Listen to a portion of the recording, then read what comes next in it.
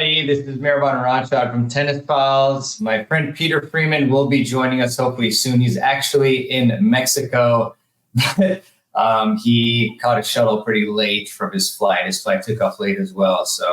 But I think he'll be here soon. So just want to say hello to everybody. Hope you're doing well.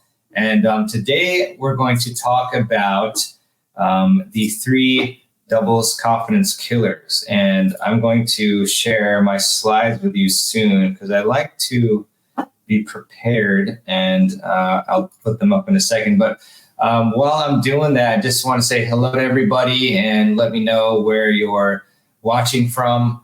Always delightful to have you on, and really excited to talk to you about these 3 confidence killers because these are elements that I've struggled with before. A lot of players have struggled with. I'm sure Peter has too, and he can talk about his experiences. But let me put this presentation on the screen. Oops, that's probably not the one we want to do. There we go. Yes. So yeah, let me know where you're listening from, where you're watching from, and really excited to give you some value here today, and then talk about something really cool that Peter and I are doing for the first time ever. And definitely want you to join in on that too. But we're here to talk about, again, the winning doubles, tackling your biggest confidence killers. So going to the next slide. The 3 biggest confidence killers in doubles that Peter and I have found are 1, poaching, 2, positioning, and 3, net play. And I can talk about all of these. I remember when I first joined my college tennis team, I think it was the very first practice, my coach, Keith Purrier, who's now at the Naval Academy, he told us to, do some doubles practice. And I remember just staying at the net, watching the balls whiz by, wondering, how am I going to hit any volleys here? This is ridiculous. I played singles about 98% of my junior career. And so I had no clue how to play doubles. And, even throughout college, I picked up some pointers here and there, but I pretty much just learned how to play doubles after I was forced to play a ton of doubles in USCA leagues. And then, starting up the Tennis Files podcast, that's when I was able to really learn from the best on the planet in terms of the best coaches and pro players, and ask them advice on doubles and strategies. And, 8 or 9 years later, here we are, feeling a lot better about my doubles, playing a lot better. I'm actually, this year I'm 20-2, I believe.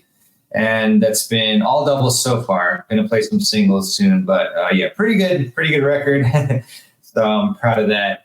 And the poaching, I didn't know what to do. The positioning, I was clueless, and the net play as well. I wasn't sure what types of shots to hit. And, we got a lot of feedback in talking with a bunch of you who filled out our doubles camp survey about what's bothering you the most. And these were also just the 3 that appeared the most. So what I want you all to do is, hey, by the way, I see a lot of y'all in the chat here. So Vancouver, Canada, I have some relatives there, Sandra. So I love going there. Vancouver's beautiful. Hey, Diana from New Jersey, John from Western Colorado, Constance from Philly, Minnetonka Beach, Alexa, Barbara from Fort Myers, John from Phoenix, Jody from Hackensack. I should probably be highlighting these for, give shout outs here, right? So yeah, there y'all are. Really great to see you. And as I mentioned at the top of the show, Peter, actually, he landed in Mexico like an hour ago, maybe, and he's trying to catch his shuttle. And he caught his shuttle, and he's probably checking in right now or something. But he'll be here. Hey, Bruce from Northern Virginia, Beth from Northern New Jersey. Sorry, Bruce. James, what's up? So I would like y'all to type in "scaredy cat" if you're afraid of poaching. Let me know if you're afraid of poaching, and type that in the chat. So let's see how many people we get. And like I said, playing doubles, I actually remember the first time that I did poach, I was very afraid, but my partner told me, hey, let's poach here. And then I poached, and, I made contact. I think I might've missed the volley, but it was still a gave me some confidence that, hey, you're almost there. You gotta try, just keep trying, keep doing it over and over again. So there you go, Deborah. I appreciate your honesty. It's definitely something that's not very common when you play like the 3-0, 3-5, 4-0 levels, especially. You don't see much poaching, and that's why you want to actually do it, because then you're going to be the one who everyone's saying, wow, this person is very intimidating. Like, nobody poaches, and all of a sudden this person's poaching, and they're picking off our shots, and that can be you. So why are players afraid of poaching? So we've found that there are 3 main reasons why players are afraid of poaching. And let me know if this is NOB all. I put some emojis here, so hopefully you like them. But the first reason is that a lot of us are afraid of getting hit. We think that, if we try and poach, we're going to get hit by the shots. And I'll talk a bit about, solution for all these in a second, but that's the first one. Players are also afraid of getting passed down the line. I think that's, again, I'll talk about, why that's maybe not accurate, but it gets overblown, and it's something that you shouldn't really be worrying about, because percentage wise, down the line, it doesn't happen much. It's a tough shot. So, and then number 3, players are afraid of poaching because they're really not sure when to go. When do I poach? Like, what is the type of ball that I should go, on? I'm not sure. And then you kind of like paralyzed. You just sit there or stand there just like I did during college, and just not knowing really when do I go. I'll just let my partner handle the entire rally. The partner's out there sweating, hitting 12 cross court shots in a row, and you're just sitting there unable to go, and you feel like you're not contributing. And that's definitely not a great feeling.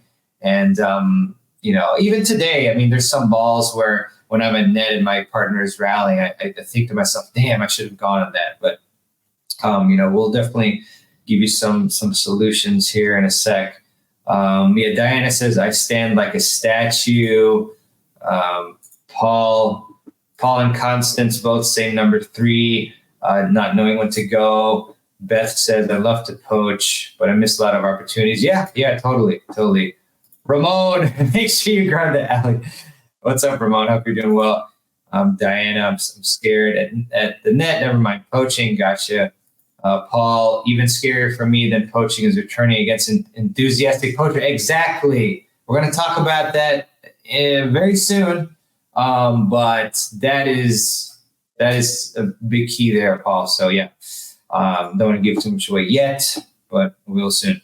So now we'll flip it on its head and poaching solutions to these issues that you might be experiencing. So let me check my text to actually see Peter's doing. I don't see anything from me yet, but poaching solutions. We got our scientists here because scientists often find solutions, right? So just trying to get good emoji. That's all. But if you're afraid to get hit, what I would say first off is once you get hit, you won't care. I remember playing, what do you call it? Oh my gosh.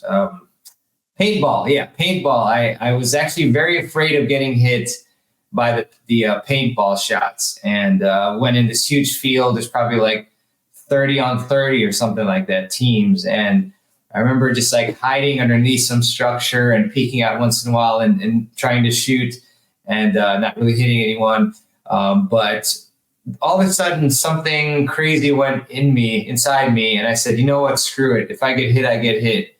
And I just ran, charged, tried to get to some car, many yards away. And I remember getting hit and thinking to myself, that's not that bad. And I got in that better position, which kind of like flows with the tennis, right? And then I was able to, pick off some players from the other team because I was brave enough to take that calculated risk. And, if I get hit, I get hit.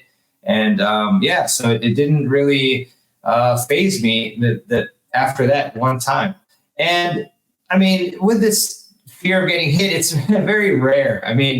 you have a racket, you're athletic, you've played tennis, right? And so when you're crossing, and especially at like the 3-0, 3-5-4 levels, as I mentioned, I'm not saying this in any derogatory way or anything, but the shots that you're going to be poaching on are going to be much slower than the shots you see on TV. Like maybe you're watching pro doubles and these players are hitting amazing, like very fast shots. Like that's not going to be what you're facing for the most part in your USTA leagues when you're poaching.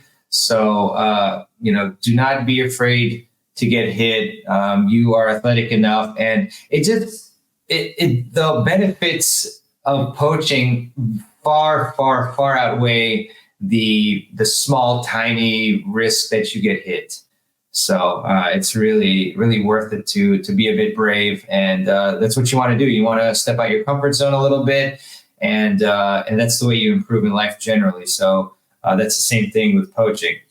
And then in terms of getting passed down the line, being afraid about that, I mean, first off, you must realize that getting that the down the line shot is a very low percentage shot. It's very difficult. Whether that's on the first serve, which is usually when you're calling a poach on the first serve, the down the line shot is very hard it's hard to redirect, a serve and hit a down the line shot, let alone like in a really good spot that'll result in the winner. And then also like even when you're rallying as well, it's very hard to redirect across courts. And most of the time that you're poaching, the opponent will be hitting cross court because of this reason, because the down the line is such a hard shot. I mean, sometimes like when I'm playing, 4-5-5-0 doubles, okay, like maybe the players are trying down the line like twice in a game or something like that. Maybe 3 times if they're really getting these sitters or something like that, and they're very aggressive and they have really, really good ball control and they're great players. But otherwise, you're facing cross court shots, and as long as you don't leave super early and give away that you're gone, and then the person obviously sees the down line is open, you're going to be encountering that cross court ball, and yeah. So also when you're doing poach off of the serve, then your partner can cover you, right? So I mean, you're talking to your partner, giving them that sign, this open hand sign, usually to poach, and it's one of the planned poaches, which I have a number 3. I'm going to talk in a second, where obviously like you're crossing, and then your partner is covering the down the line. So again, unless the returner hits a rocket in the alley, that shot is going to be covered. So again, it's kind of goes back to the fear situation. Like you're actually performing a high percentage play by poaching, and then when the fear of not sure when to go, which again I talked about, like when I was just watching the balls whiz by me, and some individuals here are saying that they feel the same. The easiest thing to do is to do planned poaches. So whether that's again off the serve, you're with your server partner, you're saying I'm poaching off the serve, or you can do this both as the returning team or the serving team, which is I remember Gigi Fernandez talking about this. You can tell your partner, hey, I'm going to go after you hit 3 shots. So say if you're the returner team, you're at the net, you're on the ad side, and then your partner is on the do side returning, you tell your partner, hey, after you return and 2 cross-court shots, then I'm going to cross. And it's planned. And then you can just know for sure that, I'm going and he or she is going, and the areas will be covered. And then also, this just happens like gradually as you get used to playing more doubles and trying to poach and figuring out when is the best time to poach. And also as you get instruction, whether that's from a coach or at an awesome camp, which we'll talk about in a little bit, you will learn the different body cues of like what, when is optimal time to poach. Like a couple ones are a lot of times when you see the player kind of with their body weight back and they're in more defensive position, they're naturally going to hit a cross-court shot. So that's one example. Another example is, when a player goes for the backhand slice, most of the time they're going to be slicing cross-court, especially if they're in a defensive position. So these two are really easy cues to when you can go push. And here we are, the main man, hola muchacho, Peter Freeman. What's going on, brother? I am so sorry to be late. So the body cues, I want you to actually just take these two cues I talked about, the opponents leaning back and the backhand slice, and try to poach off of those. Those are really good ones. Peter, you're back. So what say you, good sir? Well, we're here in Cancun, but I'm really excited to do this doubles confidence camp with you. So I thought it'd be fun to get on and talk about the 3 confidence killers. So poaching is definitely a big one. And, we talked to a lot of people on the phone, actually, and they were saying that they were afraid to know when to go. That was probably the biggest thing, is just that fear of when to go across. And so even though it's going to be obviously a lot more clear when you're on the court with me and Mehrban, if you decide to come, we think that we can give you some good tips that you can take away tonight and kind of have a better idea if you go out and play some doubles this week on some cues on when to go. So what have we covered so far, Mehrban? Yeah, Peter. So I'll just back up on the slides a little bit. So the title here, and then we covered the 3 different biggest confidence killers. I had some people type in scaredy cat, and we definitely got several of those. So, I used to be like that as well. And then we have, the 3 reasons here. And then you can feel free to add to that, Peter. And then I just had some, just a few solutions here. The main thing obviously is to get on the court and practice these things, obviously. If you have any other thoughts on poaching, just in general or specifically? Well, yeah. One thing I want people to understand, and then again, we'll show you when you come to the camp, is I think a lot of people are afraid to go because they feel slow. They feel that I'm not fast enough to get to poaches, so then they become very apprehensive. But it's all about the timing. It's not so much about speed. And you probably played some players that you're like, well, they don't look particularly fast as lightning. How are they so good at crossing the middle? And so a tip that I wanted to give everybody tonight is really the timing of when you want to go is right before your opponent goes to strike the ball. If you start to leave when they're hitting the ball, and that's what a lot of people want to do, they kind of want to see the hit. So then they're like, oh, if I see a weak hit, then I can go across. And they're like, they still can't get there. But if you're like, I want to go poach on this one, sometimes you have to take a little bit of a chance. What you want to do is read their hips. The hips are going to load. And then just before they start to press forward, when you see that momentum start to press forward, that's when you go. And you've got to get to the net strap. If you make a move sideways, the ball is going to feel like it's a mile away. If you learn how to get to the net strap, and again, there's a very specific footwork, which we'll show you at the camp, then you're right on top of the net within a step.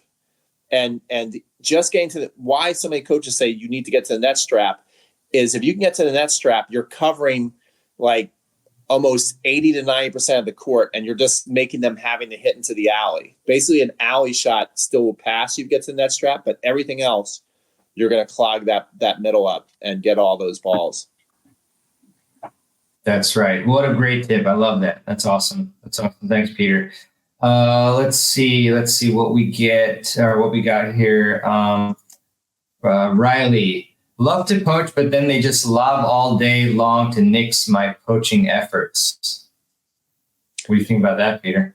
Well, it's a couple of things. Number one, it's kind of like not everybody will figure that lob out, but it's kind of like a compliment. It's kind of like, okay, Riley's a really good poacher, and so we need to lob to diffuse that. And if it's depending on how they're lobbing, to where if they start to lob regularly, then you can even run plays to where your partner is going to be kind of serving volleying behind you, right? And they can get a nice high volley to come to the net. It all depends on the partner you have too and how good a volleyer they are. But there's definitely ways to, again, make that work to your advantage with how you and your partner are working together.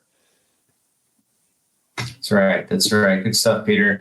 Let's see what else we got here.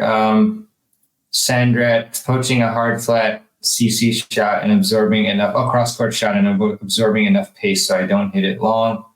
Mm-hmm. Well, that's the key too.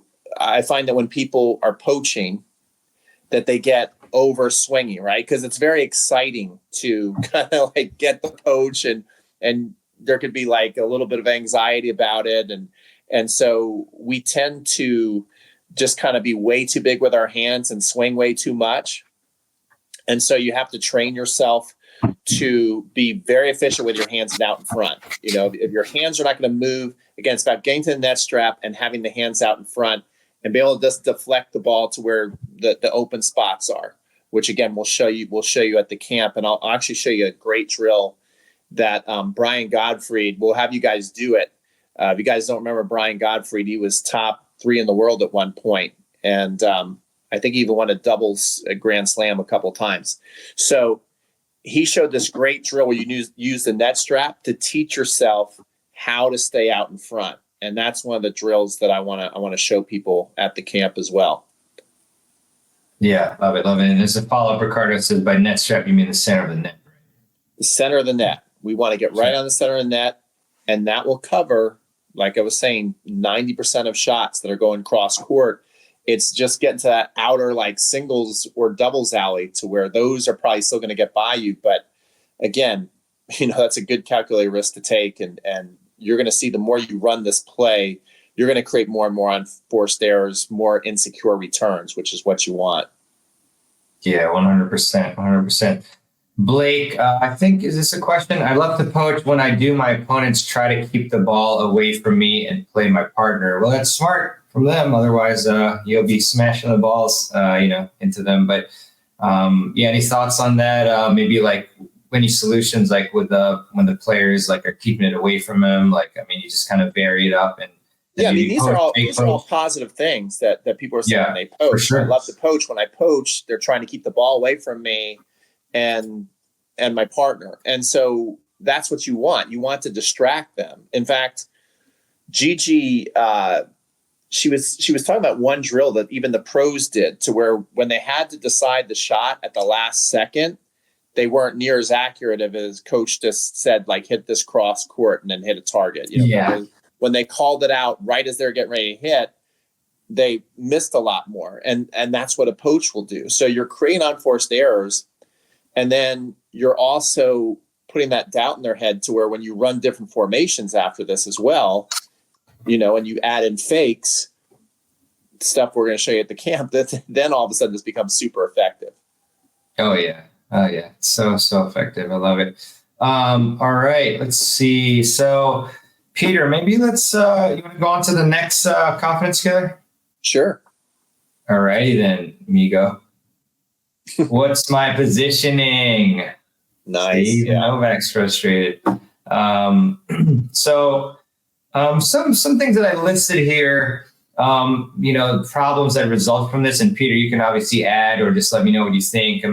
One big one that'd be also when we were talking with players who are interested in the doubles confidence camp that we're going to be doing is they feel like they get stuck in transition or in no man's land. So they're caught in that place that, we don't want to be at. And it's very hard to hit any sort of effective shot, or we're giving them, easy shots. And then we're also just, the results of bad positioning and movement is we're leaving the court open for the opponents, which you never want to do. And then we're also just losing a lot of opportunities to put away shots or, at least redirect them, to the player who's in worse position, and certainly winning the points. And as we mentioned, like poaching is part of that type of strategy. But do you have any other ones to add on to, or to talk more about regarding these ones?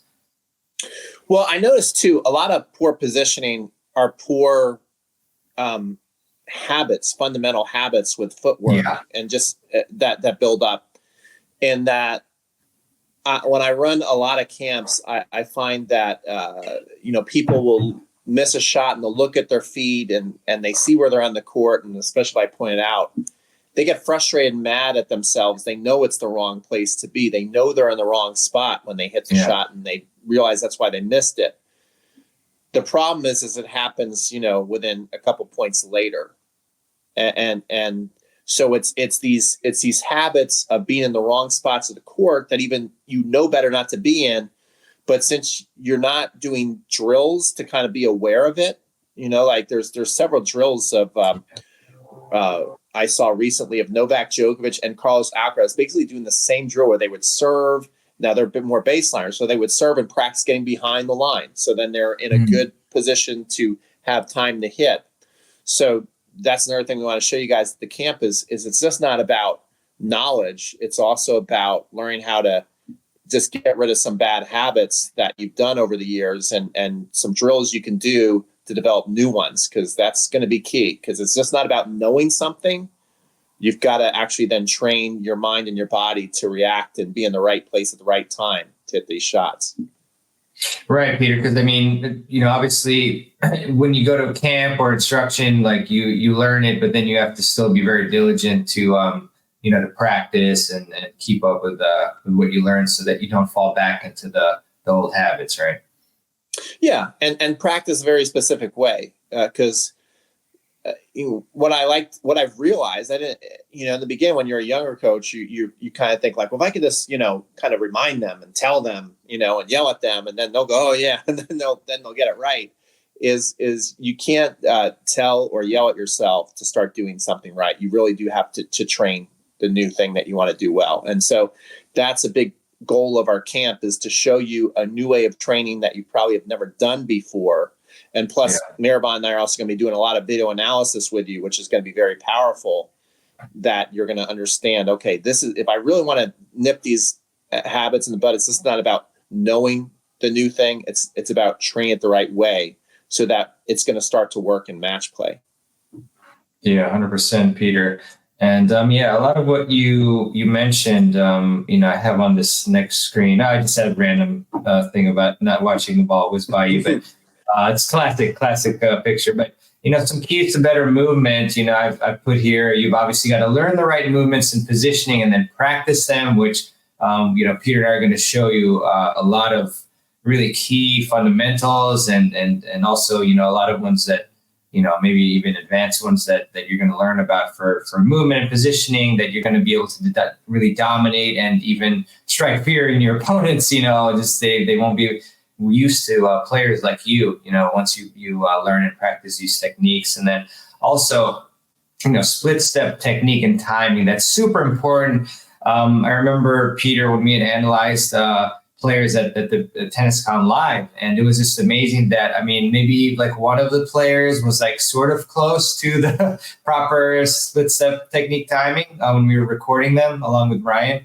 But yeah, that's huge. That's going to give you really the extra ability to get to the ball on time, and then you also want to understand your strengths and weaknesses as well, which can kind of help you also with maybe choosing which formations you want to put yourself and your partner into. And then of course, something that we just talked about that we're going to do at the camp is to record yourself playing, and then we're going to analyze the video footage. So, and give you feedback. So these are the, some of the really biggest keys to improving your movement and positioning. Peter, again, if you have anything to add to these. Well, I think you had a great point there, Mehrban, where you're like, you're going to kind of strike fear into your opponents when you learn how to move the right way. And, teaching so many years, there's always players that stand out in my mind, whether they're a 3-0, 3-5, or 4-0 player, who are great movers around the doubles court, and they completely take over the match. And they are not necessarily the fastest, most athletic people, but they just understand where to be.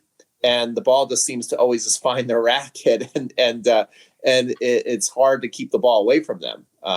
Actually, one of the players I'm thinking of right now just came back to my hyper focus camp. So if you're watching this, Mark, I call him the Beast Davis. And he is one of the best movers I've seen in recreational tennis. And he's not a super fast guy, but he is so good at understanding the angles of the court and where the opponents are based, where the ball probably is going to go next. And he knows how to be there. And he's a student of the game. He's probably come to my camps now about 6 or 7 times. And every time he comes back, he's better. So it's always nice to see that. Love it. Love to hear that. It's great. And yeah, it's definitely really going to be an exciting thing for you to be able to transform your movement and positioning like that.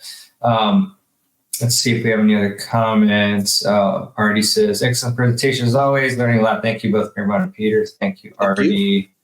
Awesome. Good stuff. This may have been from a while back, but Ricardo is asking, if I'm at the center, which side does my partner go to? So if he's at the center and he is crossing and he's like cross to poach, I'm going to assume that's what he's asking. The partner then, especially if you're going to make contact with the ball, then follows behind you if they're serving volleying. Like if they're staying back, then they just cross over and they will then kind of get into a down the line rally, and then you want to pinch the middle. So if you cross and then the point's still going, what you want to do is basically almost stay on the center. Your partner follows behind you at the baseline, will get into a down the line rally and give you an opportunity to really, again, put balls away. And most likely the other person, the Bryan brothers did this so well, and most likely the other team is probably not going to do the same thing. So you'll be like shrinking the court, and the other side of the court will look nice for your partner hit down the line comfortable. And so, that's it. If your partner's serving volleying, they just basically fall behind you to where you just left. That's right.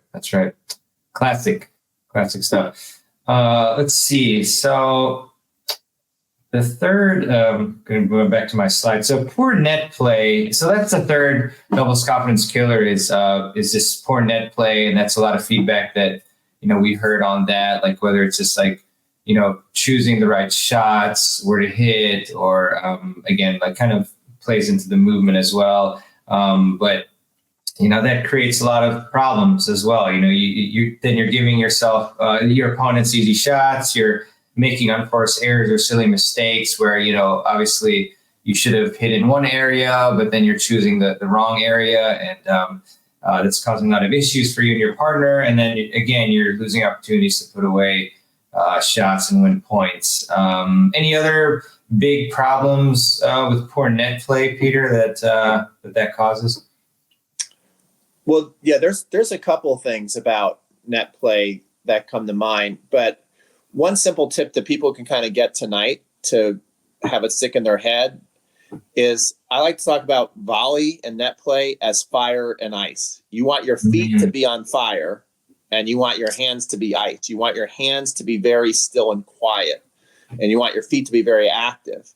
And what ends up happening is usually the opposite, right? The feet kind of freeze because you get excited, almost like a deer in the headlight.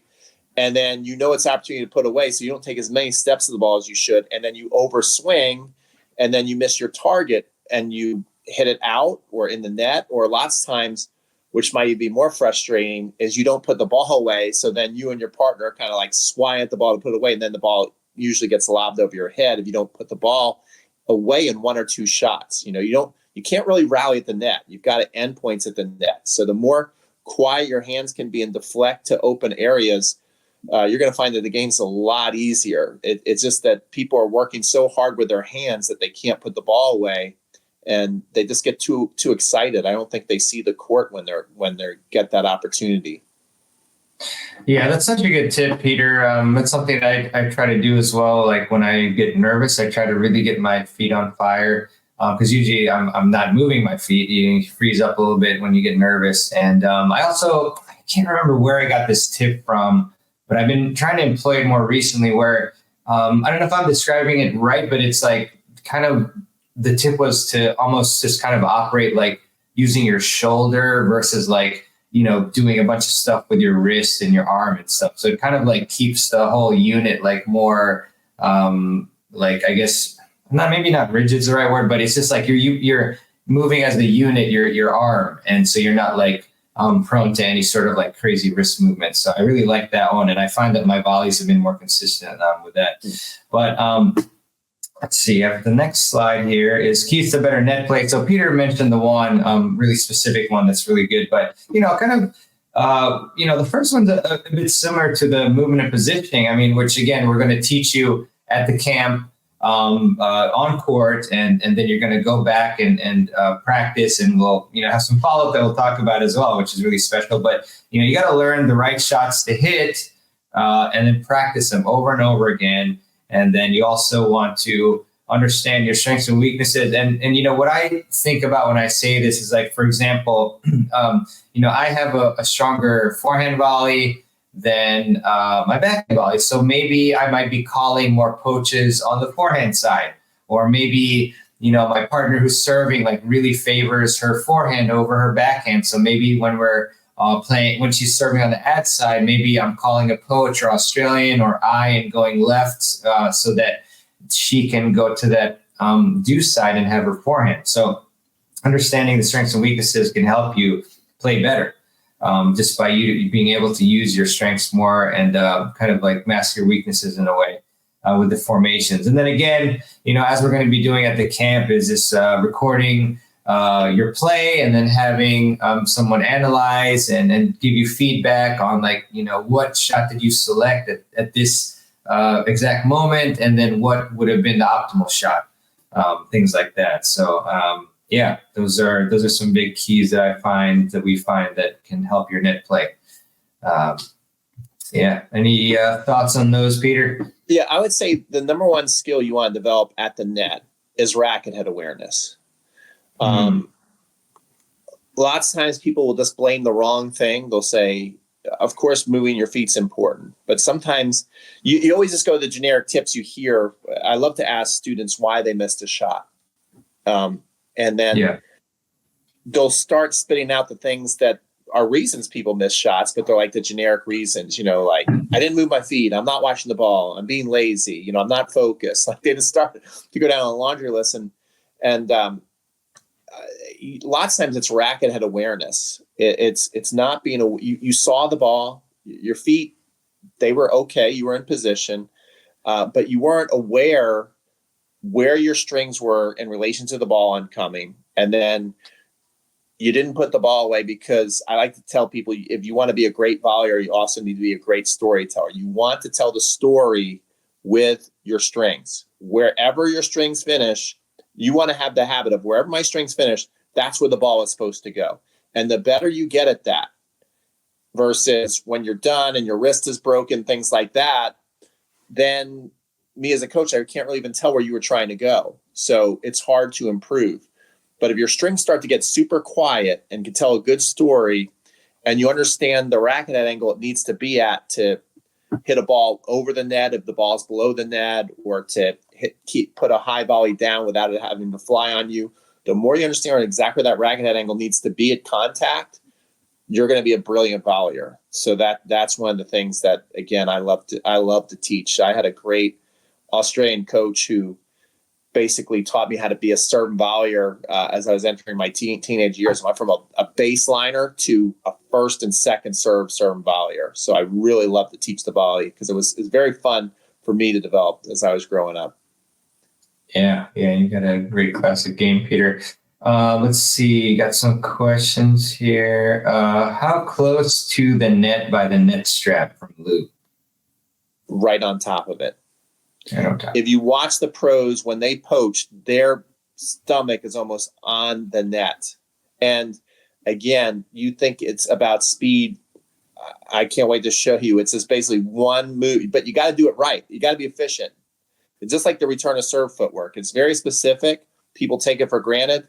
So then they end up overdoing it and they don't get to the right spots. If you make the moves exactly right, it's easy within two moves to be right on top of the net strap.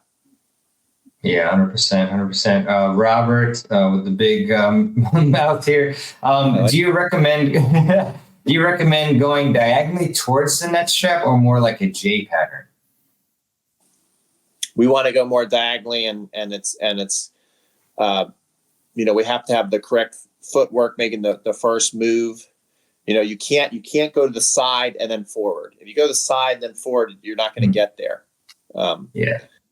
So I like to teach like a specific timing of the split step, and then the leg that is closest to the net strap has to make the next move forward, and then a crossover move. And as they like to say, I can show you better than I can tell you. Yeah, for sure. It's hard to, it's fun when you're on court and learning from Pete and the great coaches and whatnot. Robert, another question. When you poach, do you hit at the net player or cross court at the server, but at an angle? Great question. That's one thing too that I think people get wrong is it's not always short to short. If you just always think when I get a ball, go short to short, and I think a lot of coaches have programmed their students to do that.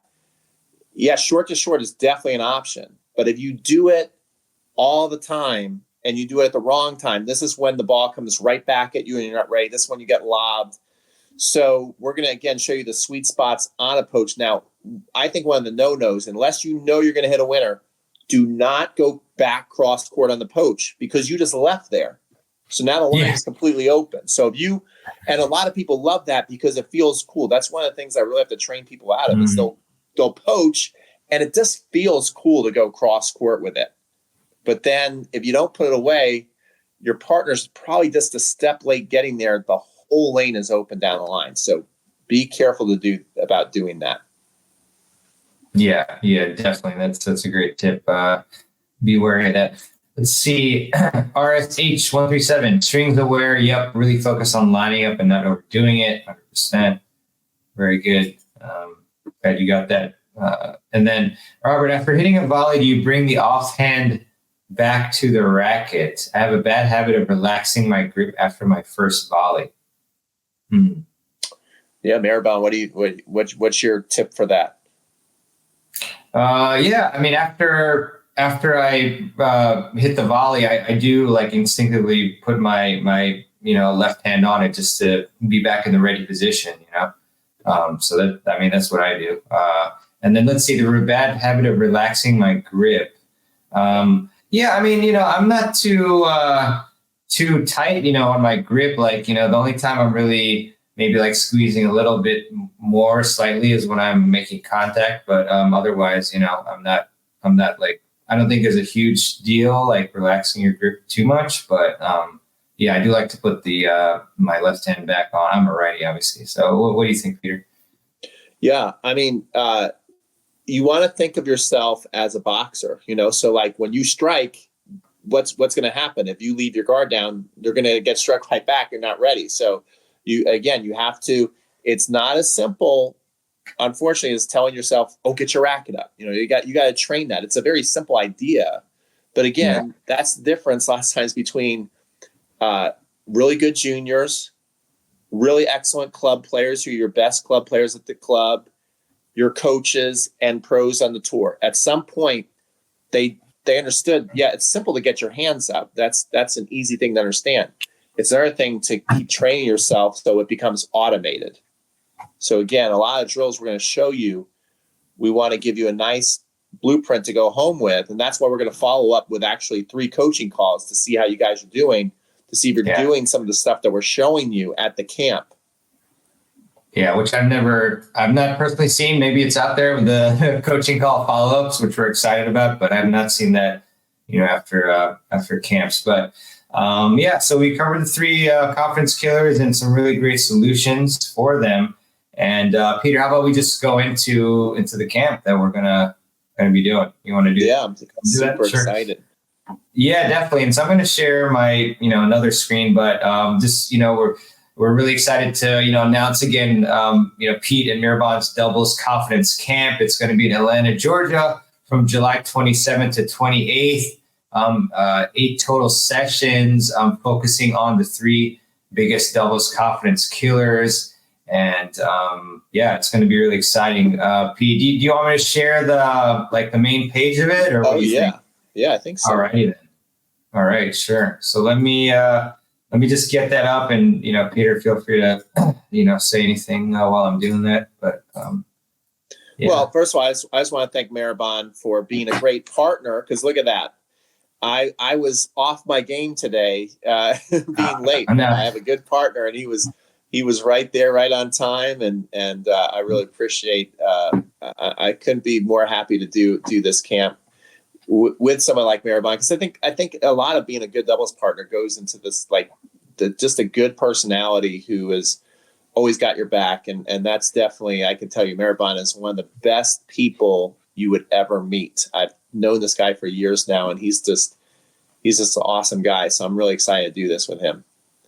Oh, thank you, Peter. That's so nice of you. And yeah, I feel very blessed as well to have met you, and feel the same way about you. And yeah, I mean, you have a very valid excuse you're traveling, so no worries. But appreciate that. So yeah, we've got this the screen shared with our doubles confidence camp to help you boost your confidence on poaching, positioning, and net play. And again, the three big areas that we heard over and over again from people who are just, we talked to so many people who are interested in us doing a camp to try to get the biggest elements that are needed to get you all to the next level in doubles. And these are the three that we found out.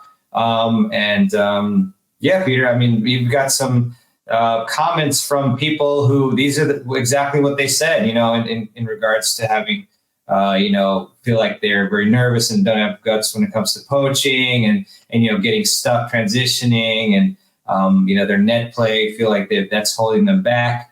And with the camp, and Peter, feel free to jump in, but we really want to make sure that we give you the best possible individualized instruction. So we're limiting the camp to 8 students total, and we're once we get the final tally of applications, which will be more than that, we're going to do the best we can to make the camp, as cohesive as possible in terms of the levels and the people there, so that we can give you the best experience. Do you want to talk more about that or the details, Peter? Yeah, I mean, obviously it's a doubles camp, so we want to be able to have you guys be able to feel like you're in a competitive environment for your level, and be able to run the plays and do the drills and all that stuff. So what I want people to understand is but when we say levels and having the right levels, if you're somebody at a lower level, like at a 3.0 level, we don't mean that that you're not at the right level for this camp. We might actually just do a camp of all 3.0 players if we're looking for the most cohesive group. So don't not apply if you feel like, well, I'm probably not good enough for the camp. That we're not talking about having to be a certain level to do it.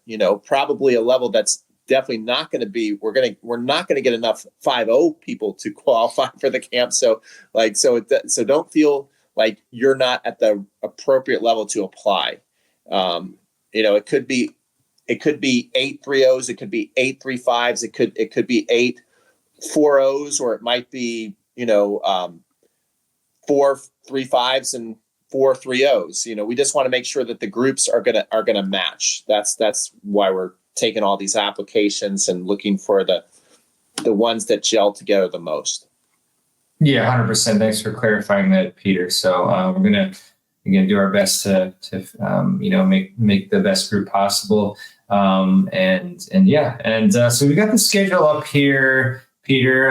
Perhaps we can run through that. But we have day 1 Saturday, July 27th, where we have of course we're going to welcome you there and have you check in, and then we've got our first session on court positioning and movement, trying to help you understand the proper court positioning based on your strengths and weaknesses, and addressing any struggles with, covering lobs, which is, certainly quite frequent, depending on the level you're playing, probably, all levels really, that I've played at as well, and helping you with the split step technique and timing that we talked about, to help you move quicker on the court and get to the ball, more balls than you previously have before. And then some really good drills for court coverage as well. Peter, you want to talk about the second session? Well, yeah, I'll talk about the Or second any others? session. And just what I want everybody to realize is, as we're reading through these sessions, I mean, they really came from all the. So first of all, thank you for the applications you put in. Thank you for the notes you put in on what you wanted to work on, because this wasn't just like Mehrban and I sat there and go, well, they need to learn this and they need to learn that. I mean, we kind of know what you need to learn, but we really listened to what you wanted to learn and what you struggled with and what you thought your weaknesses were. And we built the camp around that. So, each session is not just some random thing. It's very specific into what you think that you need to improve. And I think everybody did a great job of really identifying what are things holding people back from going to another level in doubles. So session 2 is poaching and strategies and confidence building. So first of all, it's techniques to overcome the hesitation and gain confidence in poaching, because that's really what it takes. When you really understand when to go and where to hit, that's going to make everything feel so much better, and how to move. So that's really what we're going to be teaching. The poaching session is how to move, when to go, where to hit, so that you're going to feel a lot more confidence. The drills are tailored for players who are struggling with poaching. Also, this is not a junior camp, so even if you have mobility issues, we're still going to show you how you can be an effective poacher.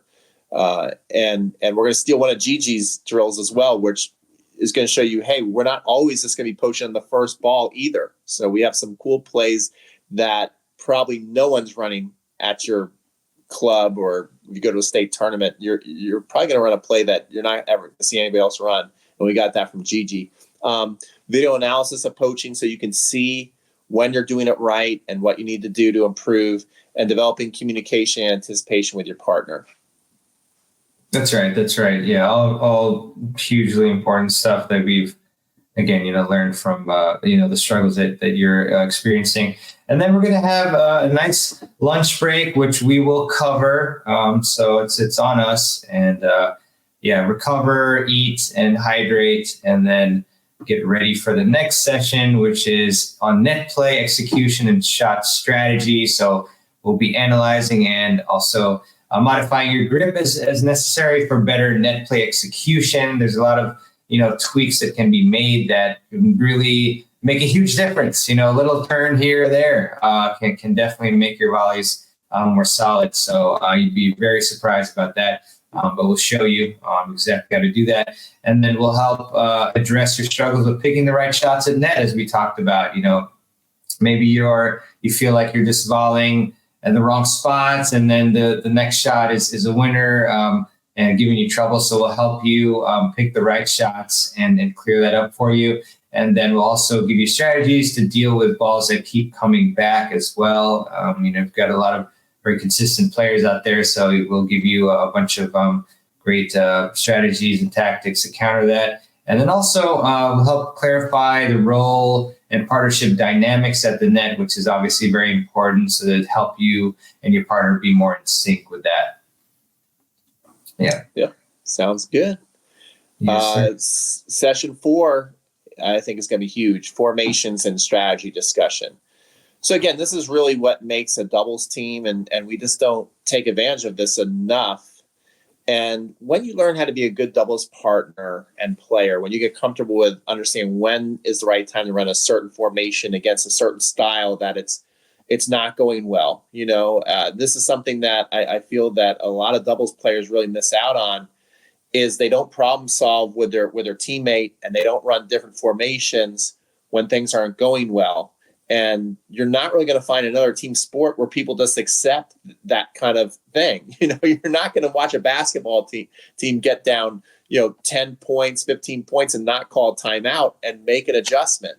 And a lot of recreational players, the pros don't play like that, but a lot of recreational players, I've witnessed you all play, and you're just like, well, we're either on or we're not, and that's not a good thing. So you want to be able to see what's going on in the court, realize why you're winning, why you're losing, and what are some different formations you can do that can change a match around. And you really can change a match around by running different formations, different plays. And we're going to show you how to really identify that and let you practice running the plays and formations. We're going to have a Q&A session with it as well, because we know that formations is kind of scary to people.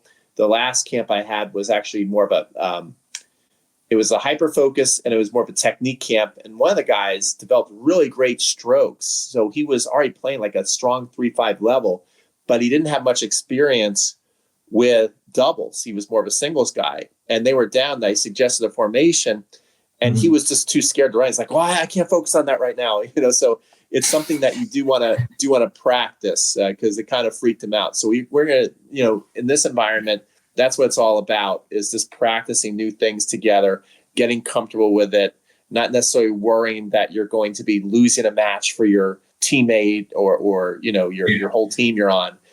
So it's a safe environment to run new things and new ideas, and we're excited to go through that with you and go through all the questions that you have on them. That's right. You're going to build your confidence with these formations, which I love, and Peter loves using, and they can really turn the tide of your matches when you eventually get comfortable with them. So the 4 sessions for Saturday will be finished by 4, but then we'll also get to hang out in the evening, right, Peter, and have a nice dinner together and whatnot. And that'll be fun. And then we will go on to day 2, 8 a.m.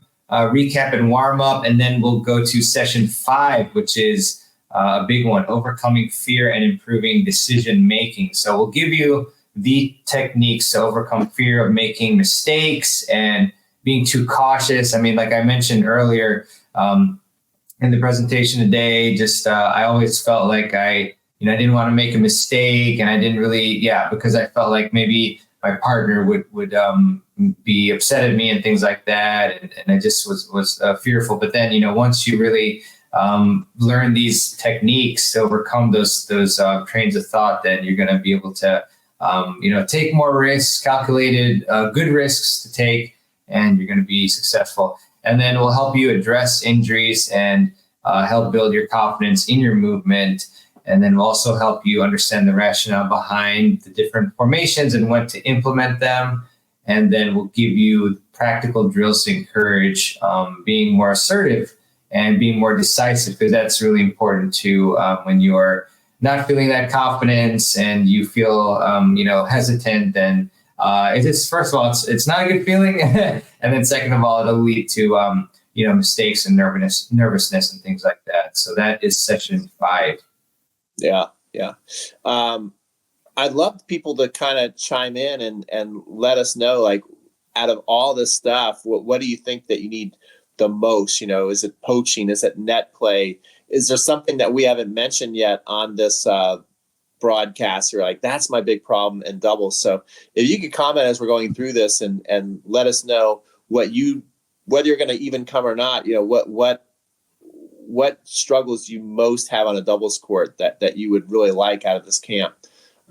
Session 6, and this is huge. This is I see this all the time when I run my camps, is the idea of transitioning and avoiding no man's land. People get stuck, and this is again when it comes down to really developing some good habits, because I think a lot of people know what no man's land is.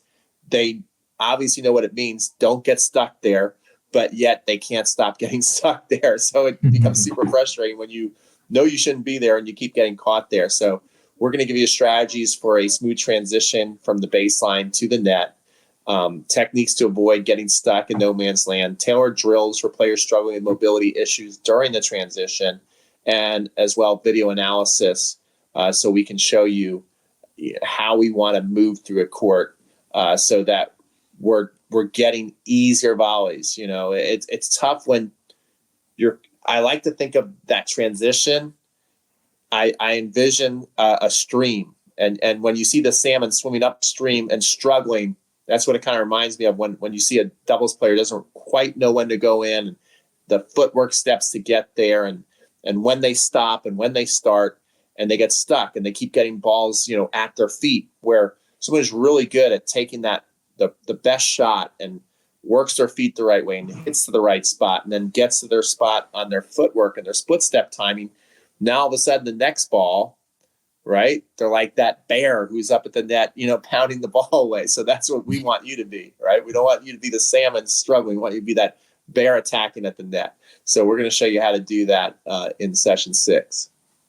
That's right. Great stuff, Peter. And then we will have a nice lunch break again, covered by us from 12 to 1.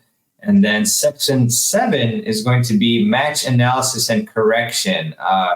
This is so important. And I just, yesterday I had a practice session on the red clay.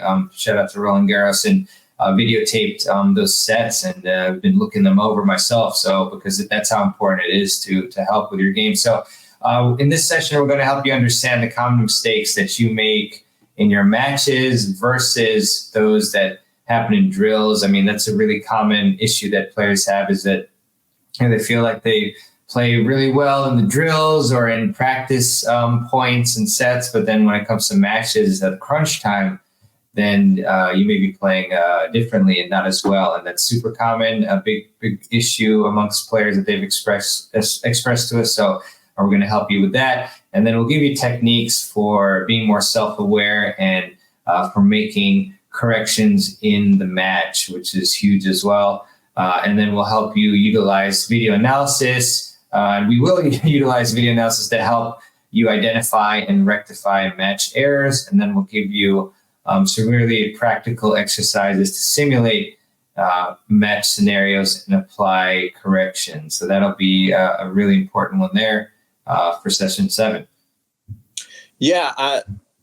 If you comment yes or no if you've ever videoed your match. So if you have had a match where you video it yourself or a coach videoed it and you had it analyzed, say yes. If you have never had this done, say no. I know a lot of you who have it might even be a little bit afraid to do it, but it's so important because so many of you are out there, and this is no fault of your coach, right? It's just the way the system's set up to where, you get this coaching maybe during the week at a clinic with your coach. But then you go to play a match and they can't really watch your matches because usually a weekend is a really busy time for a tennis coach where they're booked like all weekend. So they can't go to your match. They're coaching. And so, having no one see what's really, really happening when you're in the match and you don't really understand what you're doing when you're doing things right and wrong in a match, that's a way to kind of stay stuck. But it'd probably be one of the most eye-opening things you've ever done is to have, first of all, the match analyzed, then have somebody be able to really show you who's coached a lot and say, look, this is good. Keep doing this. This we got to stop, or else you're going to keep staying stuck at this level. And then it's like you can then see like, okay, now I see how to go to that next level. So that's going to be a lot of fun. Our final thing is advanced net play and shot placement. So, we're going to be showing you this is going to be a lot of reinforcement of what we were showing you early in the weekend. But again, where specifically to place your volleys and put away shots. There was one guy we talked to who is actually from Atlanta. I've never met him, but he is actually in Atlanta. And he said, I watched the AA players here in Atlanta, and the difference between that level and my level is when they get a ball to put away, they put it away every time. And I don't, and the people I play with don't. And I feel like if I could do that, I would be the much better player. I feel like that's what's missing. So again, we really want to show you now by the end of the weekend, your technique's going to be getting better.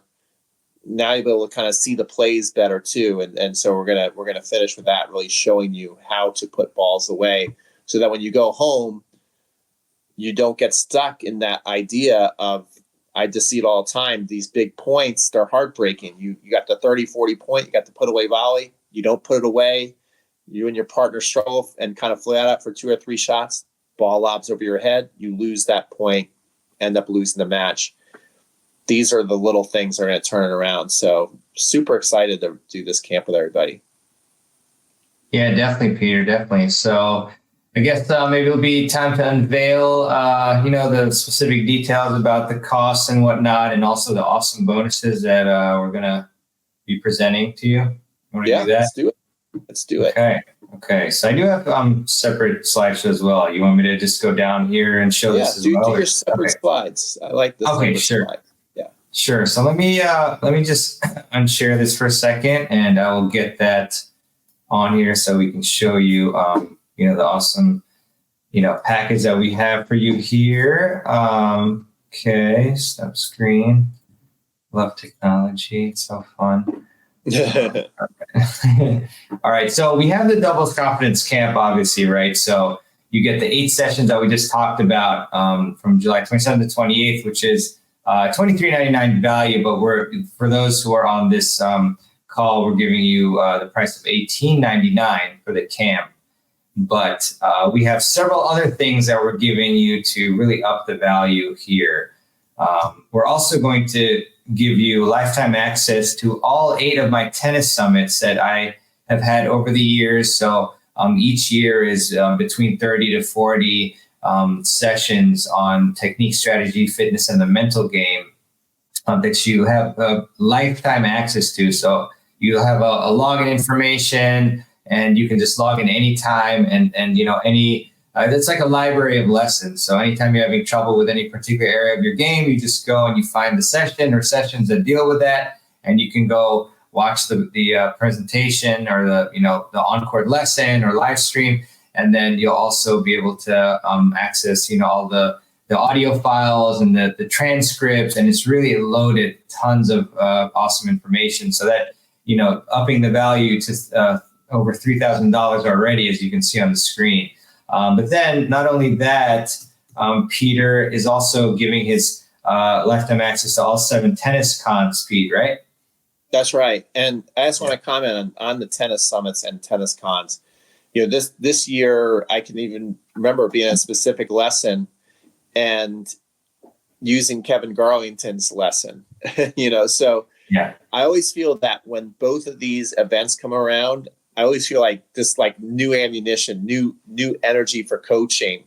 And then also even sometimes when I go out and hit for myself, I think about some of the tips or drills because both of these events are literally have the best of the best coaches on the planet. So two pretty good bonuses that you get for coming out to see us.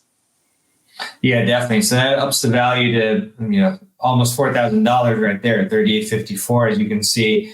And then that's not all though. We're really packing this one up for you. So Peter, you should probably take this one. 1 free year access to the Totally Obsessed Tennis Club, Peter, at a $199 value. So tell us more about that. Yeah. So this is the new thing I'm really excited about that I'm doing internally is the Totally Obsessed Tennis Club. And it's for people who are totally obsessed. So if you come out to do our doubles camp, you're probably totally obsessed. And what it is we're trying to get people 1 NTPR level better in 12 months. So that's basically like going from a 3.0 to a 3.5 or 3.5 to a 4.0, that kind of jump to that next level.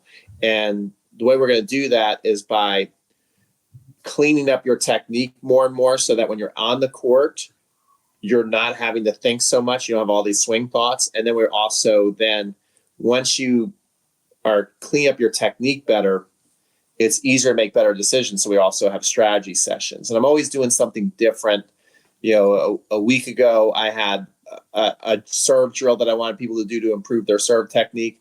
So I'm like, here's the drill. And if you just send me the drill, I'm going to send you a free Starbucks gift card. And it didn't matter who had the best serve. It's like, just send me a video of your serve just so I know you're doing the drill. So it's really trying to take that next level of just not video coaching, but interactive, holding people accountable. We do live streams together. This week I've been sharing my new, which is going to come out for my whole list, but I've been sharing it with the Totally Obsessed Tennis Club, my 3-day Move Like a Pro footwork challenge. They can get early access to it. So you're getting all my courses, all my challenges, plus you're going to get direct access to me and group lessons that we do to keep you guys focused and accountable. So it's a fun thing. It's $199 a year, but really the value of that is well over $199. And so we're going to give you a year's access of that for the people who come. Yeah, for the amount of stuff you're providing that, Peter, like that's just like honestly so impressive and really worth it. And you're getting that for free when you're joining the Doubles Conference Camp. But that's not all. Still, that's not all, which is crazy.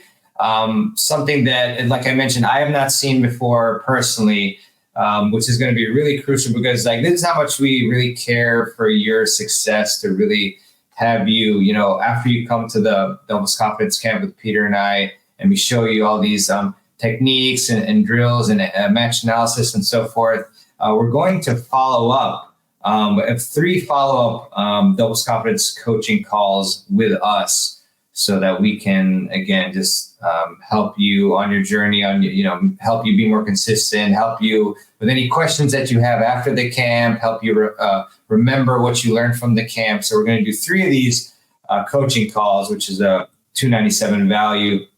So bringing the total value of everything that you're getting to $4,350, but you're only going to be paying $1,899 to join us at the Doubles Conference Camp in Atlanta, Georgia. So that's the whole thing you're getting, which, again, we just try to give you as much value as possible. And, it's looking at it, it's looking pretty good.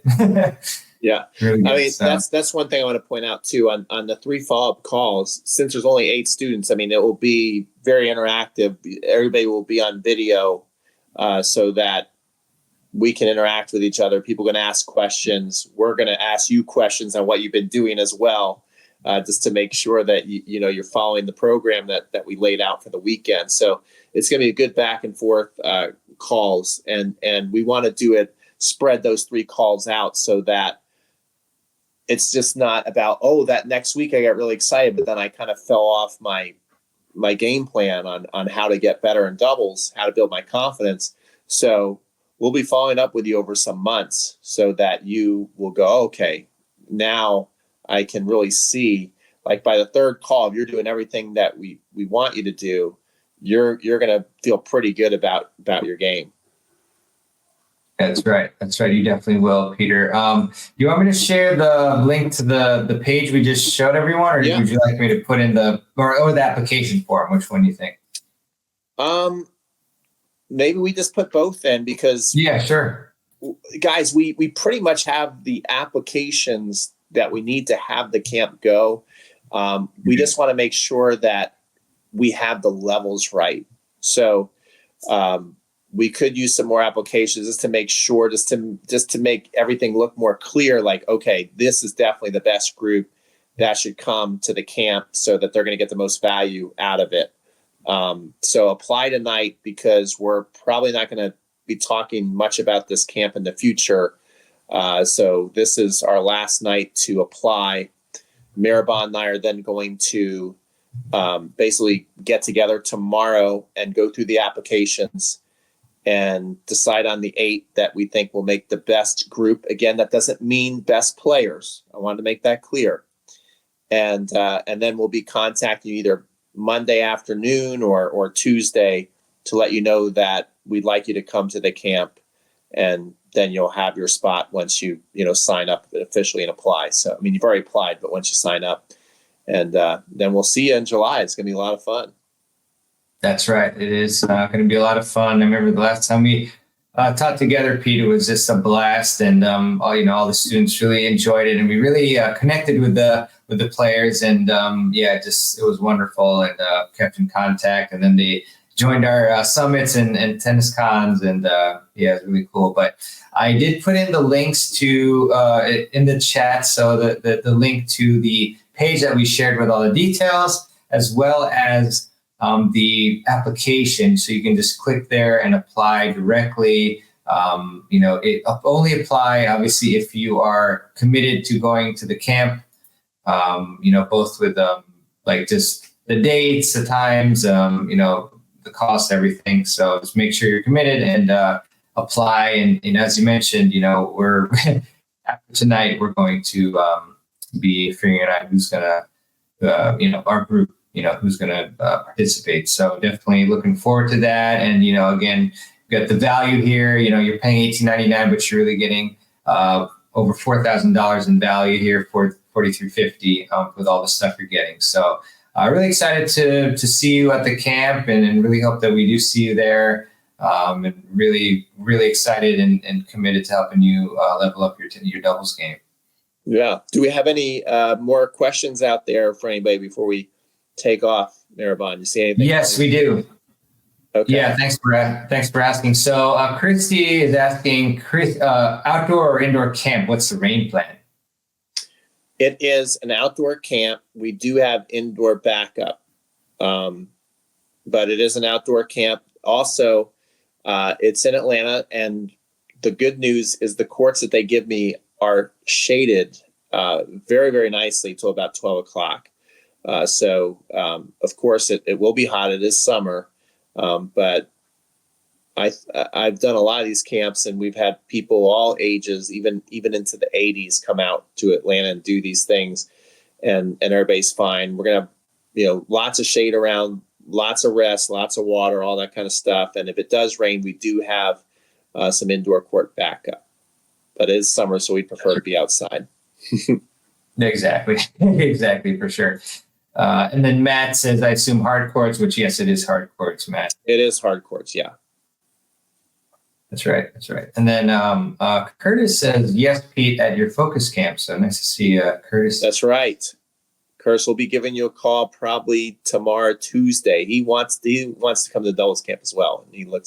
And I think his level is going to be fine. So good to see you, Curtis. Sweet. And very nice, very nice. Let us know if you have any other questions here. I'm just double checking if there's any other leftover ones. Let's see. I got one.